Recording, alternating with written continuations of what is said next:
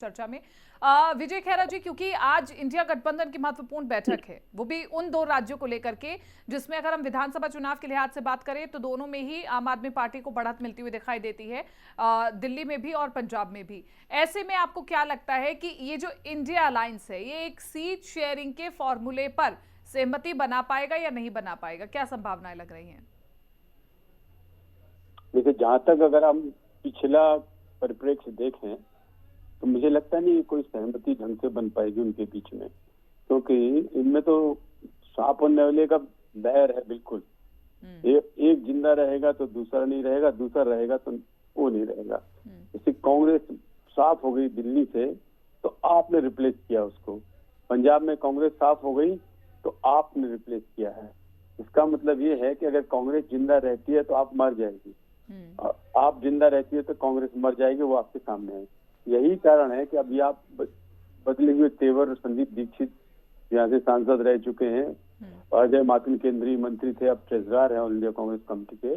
दोनों लोगों ने कहा था इनको इस्तीफा दे देना चाहिए मुख्यमंत्री पद से। जब ये सवाल आया था तो जब आरोप लगे थे और सिसोदिया जी की जब जमानत नहीं हो रही थी बार बार, तब वो कह रहे थे इसमें प्रमा फेसाई कोर्ट ने तय कर दिया है कि प्रथम दृष्टया इसमें दोषी पाए जाते हैं। इन लोगों ने किस तरह से उनको इस्तीफा मांगा था और इसके पहले किस तरह कांग्रेस के खिलाफ खुद अरविंद केजरीवाल जी, सोनिया जी और राहुल जी के खिलाफ बोले थे। तो ये व्यक्तिगत रंजिश काडर तक पहुंची हुई है और काडर जानता है उनका दोनों का कि अगर एक जिंदा रहेगा तो दूसरा मरेगा। पहली बात तो ये निश्चित है। दूसरी बात, अब रहा सीट शेयरिंग का, तो कांग्रेस को दिल्ली में भले उनका बंटवारा हो जाए, पंजाब में तो बिल्कुल असंभव सा है, क्योंकि अब वो मेजोरिटी में है तो आप अपना दबाव बनाएंगे कि हमको इतनी सीटें दे दो, उनको कुछ बहुत कम सीटें देंगे, वो 20% दें, 25%, इससे ज्यादा देंगे नहीं वो, चाहे कुछ भी हो जाए। और कांग्रेस मरती है अगर ऐसा करती है तो मुझे लगता नहीं कि आखिर में जाके इन लोगों के बीच में कोई तालमेल हो पाएगा। और उनके तालमेल होने ना होने से हमें कोई फर्क पड़ने वाला है नहीं, क्योंकि यहाँ तो मोदी जी की लहर है पूरे हिंदुस्तान के अंदर। तो कुछ ये दोनों इकट्ठे हो जाए, पांचों इकट्ठे हो जाए। मैं इसी बात का वेट कर रही थी विजय खेरा जी कि आप जिक्र करें प्रधानमंत्री नरेंद्र मोदी की लहर का। तो ऐसे में जब हम पंजाब राज्य की बात करते हैं तो वहां पर उतना खासा असर दिखाई नहीं देता है भारतीय जनता पार्टी का। जो कुछ भी प्रकरण हुआ है हमने देखा है कि किस प्रकार से पहले कांग्रेस से किस तरह से उनके मुख्यमंत्री को पहले निकाला गया और फिर उसके बाद उन्होंने बीजेपी से हाथ मिला लिया और आपका अकाली दल के साथ भी समर्थन रहा, लेकिन अब नहीं है। तो ऐसे में पंजाब में आपके जनाधार को देखते हुए थोड़ा सा आपको डर है कि इंडिया अलायंस अगर एकजुट होकर के लड़ता है तो कहीं ना कहीं नुकसान हो जाएगा? आप तो खुद ही कह रहे हैं ना, हम मान लेते हैं हमारे पास खोने को कुछ है ही नहीं ना पंजाब में। क्या खोएंगे हम? कुछ नहीं खोएंगे, सब इकट्ठे हो जाओ। हमें तो मिलने ही मिलने के लिए है ना, जो मिलना है वो मिलेगा ही मिलेगा ना। खोने के लिए क्या बचा है? कुछ नहीं है तो पंजाब में, इसलिए हमें तो कोई डर है नहीं। आप 2 इकट्ठे हो जाओ, 10 इकट्ठे हो जाओ, जो हमने पाना है, जो हमारी गणित है, जो हमने काडर है, जो हमने नीति तैयार की है, जो हमने संगठन तैयार किया है, जो हमने विकास किए हैं, वो अपने आप बोलेगा। और दूसरा, प्रदेश में और अब केंद्र के चुनाव में भारी फर्क है जनता की सोच में। तो जहां कहीं 2-4 जगह प्रदेश में जीते भी हैं, इनकी सरकारें भी हैं, तो वो भी अब की बात लोकसभा में कुछ पाने वाली नहीं है। वो हमने आपसे बताना शुरू करेंगे तो हजारों चीजें हैं। डिफेंस में हमारे भारत का नाम कर दिया है, रक्षा में हम आत्मनिर्भर हो गए हैं। विदेश नीति की बात करें तो पूरे विश्व में छा गए हैं मोदी जी और भारत छा गया है। भारत की आवाज सब जगह चल रही है। इस तरह से बहुत सारी चीजें बाहर भी हैं, अंदर भी हैं। शहर के अंदर विकास, राष्ट्रीय राजमार्ग से लेके गरीबों तक उनको मुहैया कराना, राशन, पैसा, सावन कार्ड, बेईमानियां बंद हो गई, भ्रष्टाचार बंद हो गए, हजारों चीजें हैं, इसका कोई अंत ही नहीं है। तो केंद्र में हमें कहीं कोई वैसे कुछ नजर आता नहीं है। जहां जहां राहुल गांधी। ठीक है सर, लौट रहे हैं आपके पास, लेकिन इस बीच एक बड़ी खबर हम आपको बता दें। एनडीए गठबंधन की बैठक शुरू हो चुकी है और गठबंधन में सीट बंटवारे पर चर्चा हो रही है। वहीं आपको बता दें कि कांग्रेस आप नेताओं के बीच चर्चा हो रही है।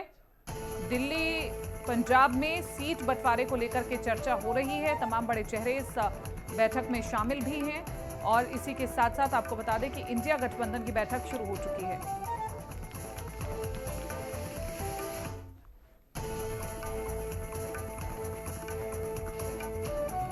तो बड़ी खबर हम आपको बता रहे हैं।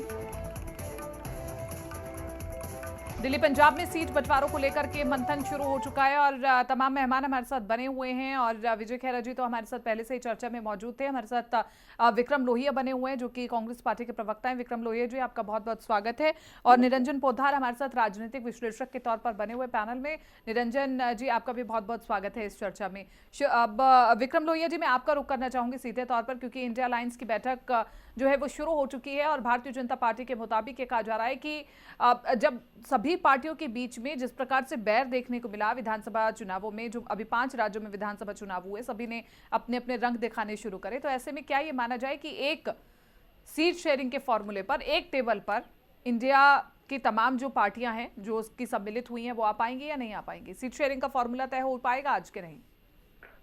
देखिए, सबसे पहले तो मैं आज देशवासियों को बधाई देना चाहता हूं कि जो एक सीट राजस्थान में बची थी जिससे चुनाव नहीं हो पाया था, अभी उसका जस्ट रिजल्ट आया और कांग्रेस पार्टी ने 12,500 वोट से वो राजस्थान की सीट जीत ली है। तो 1.5 महीने के अंदर ही मोदी जी की लहर समाप्त होती हुई नजर आ रही है। या तो मोदी जी की लहर समाप्त होती हुई नजर आ रही है या फिर आप समझ लीजिए चुनाव किस प्रकार से, किस रूपरेखा से किया गया था, कैसे सरकारें बनाई गई थी। एक बात। दूसरी बात, आज देशवासियों को बहुत बहुत बधाई है कि मोदी जी ने 2023 के अंदर 12 टन गोल्ड बेचने का काम किया। 2023 के अंदर पहले नवरत्न कंपनियां बेची जा रही थी, एयरपोर्ट पोर्ट बेचे जा रहे थे, लाल किला बेचा जा रहा था। अब पता लगा है कि मोदी जी ने 2023 में 12 टन गोल्ड भी बेच दिया देश का। मैं आपको बताना चाहता हूं जिस प्रकार से मोदी जी इस देश को डुबाने का काम कर रहे हैं, ये गठबंधन आज जो बनाया जा रहा है, गठबंधन क्यों बनता है, इसको सोचने की बात होती है। जब सरकार अपने कामों को करने में असमर्थ होती है, जब पूरा देश एकजुट हो जाता है, तो गठबंधन सत्ताधारी अहंकारी पार्टी के खिलाफ, सत्ता के खिलाफ एकजुट होने का काम करता है। और वो गठबंधन जब तैयार होता है तो वो जनता को नई दिशा और दशा देने के लिए बनाया जाता है। सरकार इस देश को गड्ढे में डालने का काम कर रही है। जिस प्रकार से भारतीय जनता पार्टी के प्रवक्ता भी बड़ी बड़ी बातें कर रहे थे, मैं पूछना चाहता हूं कि आज बिल्किस बानो के केस पर सुप्रीम कोर्ट ने रोक लगा दी। गुजरात सरकार के फैसले को आज खारिज कर दिया गया सुप्रीम कोर्ट, माननीय मुख्य न्याय सर्वोच्च न्यायालय के द्वारा।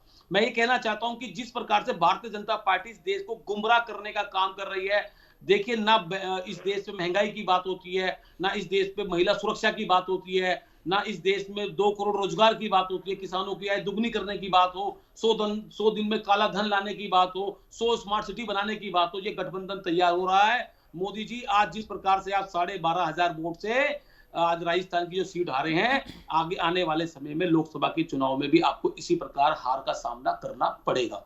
मैं बताना चाहता हूं कि दिल्ली नहीं, देश की जनता आज मोदी जी से आज नहीं तो कुछ महीनों में, चंद दिनों में, कुछ महीनों में इनसे जवाब मांगेगी कि जो 30-30 साल के नौजवान हो गए हैं इनकी 10 साल की सरकार के बिटवीन, आज वो अपनी एज पार कर चुके हैं, उनको रोजगार नहीं मिल रहा है। आने वाला समय होगा वो मोदी जी की खिलाफत करने के लिए रोड पे उतरेंगे और एक बहुत बड़ा रूप ले लेगा इस देश के अंदर आंदोलन, जिस आंदोलन के अंदर इनकी सरकार बह जाएगी।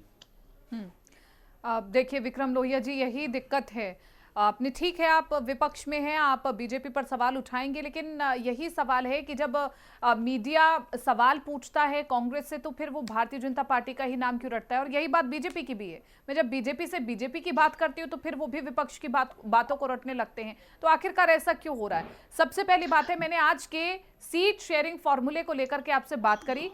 हमने तमाम परिस्थितियां देखी, 5 विधानसभा राज्यों में, जो 5 राज्यों में विधानसभा चुनाव हुए उसमें किस प्रकार से आम आदमी पार्टी में अरविंद केजरीवाल ने क्या कुछ तो नहीं कहा।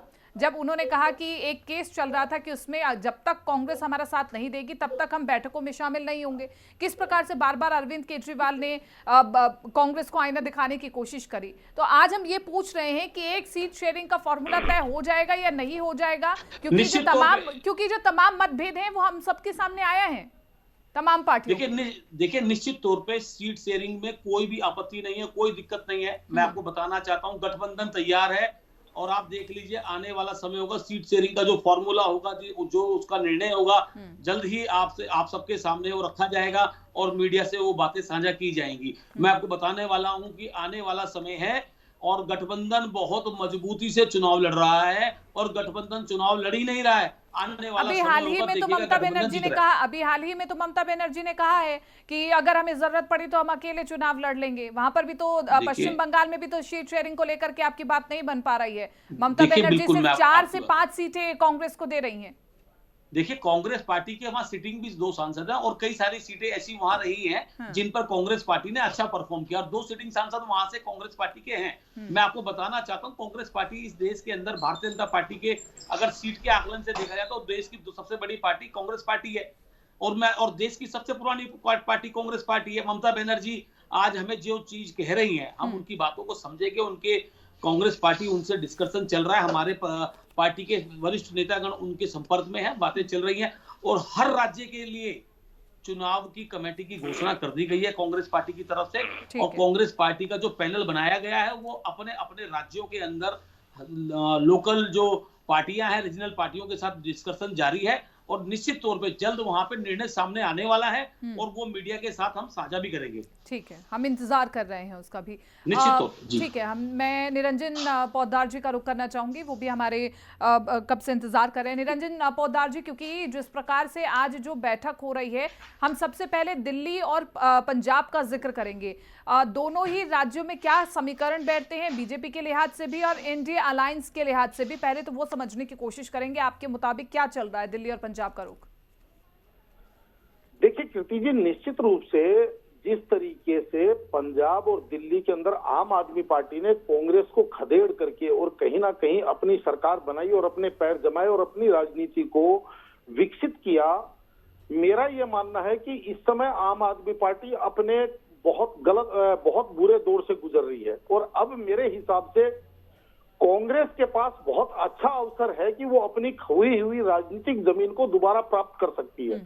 लेकिन यहाँ पे ये चीज देखने में आ रहा है कि मैं ये चीज समझ नहीं पा रहा हूँ कि कांग्रेस के जो रणनीतिकार हैं कीर्ति जी, वो क्या सोचते हैं। वो वर्तमान का कुछ थोड़ा सा लाभ देख करके अपना भविष्य का बहुत बुरा नुकसान क्यों करने पे उतारू है। चाहे आज आप पूरे देश की अगर बात करेंगे तो जिस तरीके से अभी कांग्रेस के विद्वान प्रवक्ता लोहिया जी कह रहे थे कि कांग्रेस इस देश की सबसे पुरानी पार्टी है, निश्चित रूप से ये बात स्वीकार्य है। और कांग्रेस एक समय हुआ करता था, पूरे देश में कांग्रेस का एक छत्र साम्राज्य हुआ करता था, यानी कि केंद्र से लेकर के तमाम प्रदेशों के अंदर कांग्रेस की सरकारें हुआ करती थी। लेकिन आज हुआ क्या है? आज ये हुआ कि उसी कांग्रेस से निकल करके लोगों ने पार्टियां बनाई, क्षेत्रीय पार्टियां बनी और उन क्षेत्रीय पार्टियों ने कांग्रेस को उन राज्यों के अंदर हाशिए पे पहुंचा दिया और कांग्रेस अपना तत्कालिक छोटा सा लाभ और हानि को देखते हुए और उन पार्टियों के पीछे छोटा भाई बन करके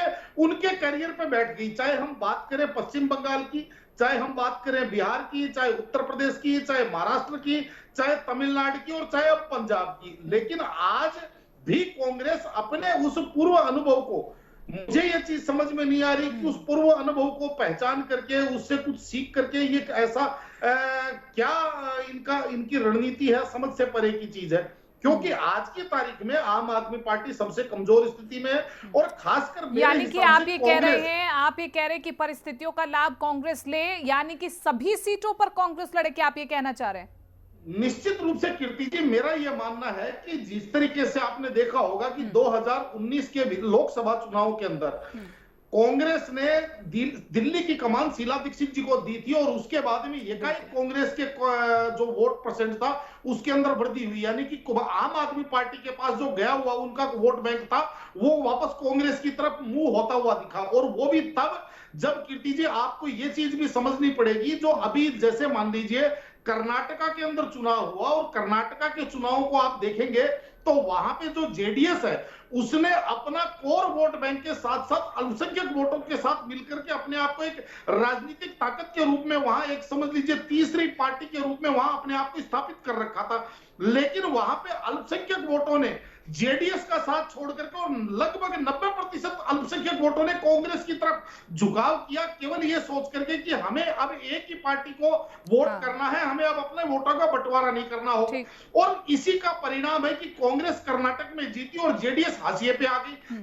तो इसके बाद में तत्काल बाद अब ये मान लीजिए तेलंगाना में जो चुनाव हुआ वहां पे जो बीआरएस था, बीआरएस की वोट बैंक वहां जो तेलुगु और साथ में जिसको कहते हैं अल्पसंख्यक वोट मिला करके वो एक राजनीतिक ताकत थी। लेकिन वहां पे भी जिस तरीके से, यानी कि मेरा कहने का तात्पर्य ये है कि पूरे देश में इस टाइम अल्पसंख्यक वोट लामबंद होकर के कांग्रेस की झोली में जाने के लिए तैयार है, वहां पे क्यों कांग्रेस लेकिन पीछे कांग्रेस की वो सीट लाभ यानी ले गार्ड पाएगी बोगी या की नहीं सवारी ले करना पाएगी, चाहती ये है। बड़ा सवाल है। ठीक है, अब विक्रम लोहिया जी, क्या आप इस समीकरण को सही मानते हैं कि जिस प्रकार से आज भी शीला दीक्षित के टाइम को याद किया जाता है, मैं तो ये कहूंगी भारतीय जनता पार्टी की ओर से भी याद किया जाता है और हम भी याद करते हैं शीला दीक्षित जी के टाइम को, लेकिन उसके बाद से जो कांग्रेस लगातार कमजोर होती जा रही है, क्या नहीं लगता कि पूर्ण रूप से तैयारी करके सभी सीटों पर आपको तैयारी करनी चाहिए? विक्रम जी, आपकी आवाज नहीं आ रही है।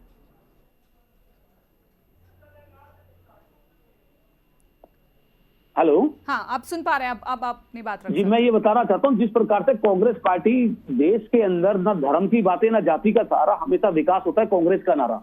तो जिस प्रकार से शीला दीक्षित ने देश के अंदर विकास किया, मनमोहन सिंह जी ने देश के अंदर विकास किया, मोदी जी ने झूठ की दुकान खोलने का काम किया, आज मैं कहना चाहता हूं कांग्रेस पार्टी बहुत मजबूती से चुनाव लड़ेगी और गठबंधन की जो हमारी प्रक्रिया है वो बहुत जल्द से जल्द पूरी होने वाली है। किसी भी घटक दल को नाराज नहीं किया जाएगा, सबके साथ मिलकर के डिस्कशन करके ये सीटों का बंटवारा होगा, जिससे कि देश को इस घमंडी और सर, अहंकारी यही सरकार से यही बचाया समीकरण जा के ऊपर तो सके। चर्चा कर रहे हैं कि सीटों नहीं, मैं का कह रहा हूं बंटवारा आपकी होगा, बात। आप कह रहे हैं ना, बिल्कुल। लेकिन सीटों का बंटवारा होगा तो कांग्रेस को नुकसान होगा। नहीं, मैं आपको बताना चाहता हूं कि इस बार इस समय जो घड़ी इस समय ऐसी है कि जिस प्रकार से बीजेपी ने इस देश को आग लगाने का काम किया है और राहुल गांधी जी ने मोहब्बत की दुकान जो खोलने का काम किया है, राहुल गांधी जी देश के अंदर भारत जोड़ो यात्रा लेकर निकले थे और फिर वो इस देश की जनता को न्याय की यात्रा, भारत जोड़ो न्याय यात्रा लेकर के निकलने वाले हैं। मैं आपको बताने वाला हूं कि इस देश के अंदर राहुल गांधी जी का बढ़ता हुआ जनाधार होगा। आप देख लीजिए, चलिए, दो ठीक है, पिछले हमने भारत कर्नाटका जोड़ो के यात्रा चुनाव के में बाद का भी पिछले- असर देखा है। ठीक है, पिछले विक्रम कर्नाटका जी। के चुनाव में कांग्रेस पार्टी ने प्राइम मिनिस्टर मोदी जी के 60 किलोमीटर रोड शो को तक को फेल किया और हिमाचल के अंदर भारतीय जनता पार्टी के अध्यक्ष जेपी नड्डा जी की रणनीति को फेल किया। तो इसी प्रकार से राजस्थान की एक सीट जो आज कांग्रेस पार्टी ने जीती है, मैं उसके माध्यम से आपको बताना चाहता हूं कि किस प्रकार से चुनाव को जीता गया, इसकी समीक्षा करनी होगी, देशवासियों को मुझे समझना पता है होगा आप कि ईवीएम की ओर दोबारा से इशारा कर रहे हैं, मैं समझ गई। आप मेरा वक्तव्य को समझ गई है। तो मैं ये कहना चाहता हूं कि देश की जनता भी समझ गई है, जब आप समझ गई हैं तो देश की जनता भी समझ गई है। ठीक है, ठीक है विजय खेरा जी, देखिए विक्रम जी की सुई तो बार बार बीजेपी पर ही जाकर के अटक जा रही है और अटकनी भी चाहिए, इसलिए कि विपक्ष के मायने जो भारतीय जनता पार्टी की कमियां हैं वो जनता तक पहुंचानी तो जरूरी है। आप ये जो तमाम आरोप लगाए जा रहे हैं कांग्रेस की ओर से, विक्रम जी की ओर से, कि देश का बंटाधार हो गया, आप इसे मान रहे हैं? निश्चित रूप से आप नहीं मानेंगे, लेकिन हाँ, ये मानना होगा कि हिमाचल और कर्नाटक में जिस प्रकार से कांग्रेस ने अपना जनाधार बनाया है उसके बाद डर तो होगा। अभी आप तेलंगाना तो भूल गई, नहीं एक बार बोल लीजिए ना। और अगर आप इतना लंबा लेक्चर 2 बार सुनवा सकती हैं अगर कांग्रेस प्रवक्ता का, तो मेरा भी 1 मिनट सुन लीजिएगा, वरना आप आगे पास ऑन कर नहीं, आप बोलिए, आप ही को समय देना है, तभी आपके पास आई हूं। जी मुझे महसूस हुआ, तब मैंने बोला है कि आपको भाजपा की ज्यादा जरूरत नहीं थी, आज इन्हीं दोनों की बात कर लेते आप। होता जी तो इतने अच्छे हैं, आप बोलने का मौका देती कहाँ है? विजय खेरा जी, अरे नहीं, चर्चा की शुरुआत में मैंने आप ही को समय दिया है, ऐसा नहीं आप कह सकते हैं। मेरे सभी मेहमान हिंदी खबर के लिए सभी मेहमान सम्माननीय हैं और सभी को समय दिया जाता है। सर प्लीज इस रिकॉर्डिंग को जरूर चेक कीजिएगा, मैंने आपको भी समय दिया। मैं रोज बैठता हूँ, 4 साल से बैठ रहा हूँ, सुनील सिंह जी के साथ रोज बैठता हूँ, कभी मैंने शिकायत नहीं की। आपने बीच में इतना लेक्चर लंबा सुनवा रही है बिठा के, इसलिए थोड़ी बैठते हैं हम लोग। वी हैव प्रेशियस टाइम, वो बहुत समय नहीं होता है। सर सभी का समय बहुत महत्वपूर्ण है। हाँ नहीं, आप सुन लीजिए, आप मेरी 2 बातें सुन लीजिएगा, इतनी लंबी सारी बातें हो गई। ये अभी कह रहे थे कि हमने बेच डाला है, एक लाइन में बोलता जाऊंगा मैं। अभी इन्होंने कहा कि हमने सब कुछ बेच डाला, फलाना बेच डाला। अब इनका सुनिए, सबसे पहले शीला दीक्षित जी ने दिल्ली की पूरी बिजली बेच दी थी अनिल अंबानी को। इसके पहले ये क्या क्या बेच चुके थे? Scooter corporation of India, cycle corporation of India, Indian drugs and pharmaceutical, Hindustan में एंटीबायोटिक, तो बेचने का इतिहास ही है कांग्रेस का। तो हम तो खाली हमारी पॉलिसी है, हम तो कहते हैं कि हम औद्योगिकरण करेंगे, हम तो कहते हैं कि हम प्राइवेटीकरण करेंगे। आप तो नहीं कहते, लेकिन आपने किया सब। निजीकरण करना आसान है, लेकिन नहीं, ठीक है विक्रम जी, बोलने दीजिए, बोलने दीजिए। आपने जो बोला उसका एक बात का जवाब नहीं है आपके पास। अभी आपने जो बेच डाला हमने इतिहास बता दिया, इंडियन एयरलाइंस वगैरह भी ठीक है विक्रम लोहिया जी, अब ऐसा अगर ऐसे होगी तो चर्चा नहीं हो पाएगी। विजय खैरा जी को बिना इंटरप्शन के बोलने दीजिए। 2 बार आपका लेक्चर सुना है हमने विक्रम जी, फालतू फंड का लेक्चर सुना है जिसका डिबेट से कोई लेना देना नहीं था, वो भी आपका लेक्चर सुना हमने बैठ के फालतू फंड में जो आप बोल रहे हैं। प्लीज आप अपनी भाषा को ठीक रखिए, ये लेक्चर नहीं है, ठीक है, बहुत डिबेट है, बहुत आराम से और सम्मानजनक भाषा के साथ हम चर्चा करेंगे। हमारा मकसद यही होगा, विषय से परे बात नहीं की उन्होंने। बात मत करिए, ये हमारी लेक्चर क्या होता है, व्हाट अप टू यू, कुछ भी बोलते जाते हैं। अपनी भाषा लेक्चर आपका सुना है मैंने 2 मिनट 5 मिनट, आप विषय पे बात करो ना, दिक्कत करो, डिबेट पे बैठे हैं आप, यहाँ कोई पब्लिक स्पीच नहीं हो रही है, आप रट क्या है और एक बात करिए प्लीज, अपनी भाषा को ठीक रखिए। ठीक है हाँ भाषा ठीक है, हमारी भाषा बिल्कुल ठीक है, आप बोलने दीजिए हमें, फिर नहीं तो ठीक हो जाएगी, जनता ठीक कर देगी। दूसरी बात, अभी पोद्दार जी ने एक बहुत अच्छी बात इनको बोली थी कांग्रेस के लिए, जो हम पहले कह भी चुके थे कि कांग्रेस की बर्बादी का कारण आप है। अगर भारतीय जनता पार्टी से कोई भी नाराज होगा उसको विकल्प ढूंढना है, विकल्प ढूंढने में पहले कांग्रेस थी, ये बड़ी पार्टी थी, गांधी जी की पार्टी, जिसमें कोई शक की बात तो है नहीं, उसी बड़ी पार्टी को तो बर्बाद कर दिया इन लोगों ने, तो गलत हाथों में पहुंच गई वो, तभी तो बर्बाद हुई है। इसके बाद अब ये थर्ड ग्रेड पार्टी हुई तो चली जा रही है, 40 सीटें रह गई, लोग तो में रह जाएंगे, आप बढ़ती चली जाएंगी, जहां जहां स्टेट जाएगा आप छुड़ा लेगी, कहीं और कोई दूसरा छुड़ा लेगा। तो वो ठीक कह रहे थे शायद पोद्दार जी की राजनीतिक विश्लेषण का, आज मैं उनको मान गया हूँ, तो उन्होंने एक बात बड़ी गौर से ध्यान से बोली है कि अगर पंजाब में जो अकेले लड़ते बढ़े भले हार जाते हैं, जल्दी क्या पड़ी, पावर की जल्दी में जो अपना जनाधार खोते चले जा रहे हैं। खैर वो उनकी बात है, उनकी बात है, अब वो यात्रा पर निकल चुके हैं अलग, और यहाँ ये लोग निगोशिएशन कर रहे हैं अलग।